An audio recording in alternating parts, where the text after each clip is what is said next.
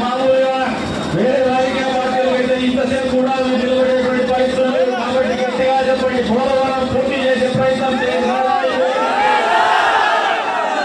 అదే రకంగా ఎన్నికల సమయంలో ఉద్యోగస్తులకి ఇచ్చినటువంటి మాట సిపిఎస్ రద్దు చేస్తారన్నాడు, వారు రద్దు చేస్తారన్నా అని చెప్పి మాట్లాడాడు. రద్దు చేశారా?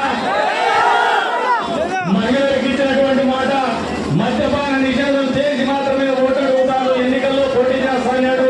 మా మహిళా మండలి మీరు గట్టిగా చెప్పాలా? మద్యపాన నిషేధం చేశారా? మీ జీవితంలో పెట్టే కష్టాన్ని దూరం చేశారా? అమ్మ ఒడి పేరు మీద అందరి బిడ్డలకు డబ్బులు ఇస్తాడు, ఇంట్లో ఎంతమంది చదువుకుంటే అంతమంది కన్నా ఇస్తున్నారా?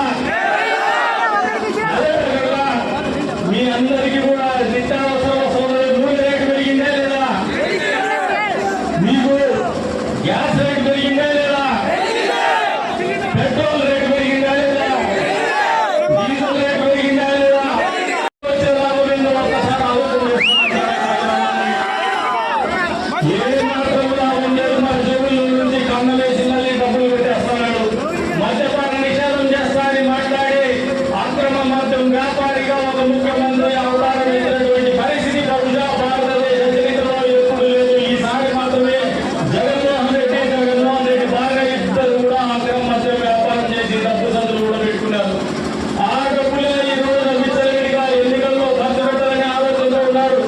కేవలం ప్రజల్ని ఓటర్లుగా చూసేటువంటి మనస్తత్వం ఉన్నటువంటి నాయకత్వం ఒక వ్యాపారస్తుడు. ఆయన వ్యాపార దృక్పథంతో మాత్రమే రాజకీయాల్లో ఉన్నటువంటి వ్యక్తి. మంచి రాజకీయాల్లో అవకాశాలు వస్తే ఈ రాష్ట్రానికి కానీ ప్రజానీకానికి కానీ మంచి జరిగేటువంటి పరిస్థితులు ఉండవనేది వాస్తవాన్ని సందర్భంగా తెలియజేస్తా ఉన్నాను.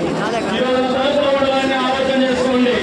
గతంలో కూడా ఇక్కడ అభివృద్ధి పేరు మీద అడ్డగోలుగా మాటలు చెప్పినటువంటి వైఎస్ఆర్సీపీ పార్టీ నాయకులు మీ దర్గా భూముల్ని కబ్జా చేయాలని ప్రయత్నం చేసింది వాస్తవం. పెద్ద ఎత్తున ముస్లిం సమాజం ఈ ప్రాంతంలో కబ్జా చేస్తుంటే కాంపౌండ్ కట్టి కాపాడినటువంటి మీరు కరెక్టా? కబ్జా చేయడానికి ప్రయత్నం చేసినటువంటి వాళ్ళు కరెక్టా? ఒకసారి గట్టిగా యువత పట్ల చంద్రబాబు నాయుడు గారికి ఉన్నటువంటి వీక్నత, దార్శనికత మరొకసారి మేనిఫెస్టో రూపంలో మీ ముందుకు వస్తామని మీరు ఒక్కసారి ఆలోచన చేసుకోమంటాడు. ఇంకో 18 సంవత్సరాలు నిన్నటువంటి యువతకి, మహిళలకి 15,000 రూపాయలు నెలలో డబ్బులు ఇచ్చేటువంటి కార్యక్రమంతో ముందుకు వస్తున్నాం. మీ బిడ్డలకు చదువుకున్న తర్వాత పెళ్లిలకు ముందు మంచి జరుగుతుందో లేదో ఆడవాళ్ళు ఒక్కసారి గట్టిగా చెప్పమంటున్నాను. ఏమన్నా మీకు 15,000 రూపాయలు ఇంట్లో బిడ్డలు 18 సంవత్సరాలు ఇస్తే మంచిగా చెడుగా గట్టిగా అని చెప్పాలి. మీరు సప్పట్లు చెప్పండి. అదేవిధంగా ముస్లిం సమాజంలో గతంలో గురాల పథకం కింద 50,000 ఇచ్చేవాళ్ళు చంద్రబాబు నాయుడు గారు. దాన్ని వైఎస్ఆర్ గురాల పథకం మీద 1,00,000 రూపాయలు ఇస్తానని ప్రగల్భాలు పలికినాడు ఎన్నికల సందర్భంగా జగన్మోహన్ రెడ్డి. 4 సంవత్సరాల పాటు మోచేతికి పేరు నాకే కూసేసి నాకోమని చెప్పాడు, కానీ ఎక్కడ దాన్ని కూర్చోలేదు. 50,000 రూపాయలు కూడా డబ్బులు ఇవ్వలేదు. 1,00,000 రూపాయలు ఇస్తానని మాట చెప్పి మీ ఇంట్లో బిడ్డ 10వ తరగతి తప్పనిసరిగా చదువుకోవాలని చెప్పినటువంటి మాటలు ముస్లిం సమాజం మర్చిపోవద్దని చెప్పేసి చెప్తా ఉన్నాను.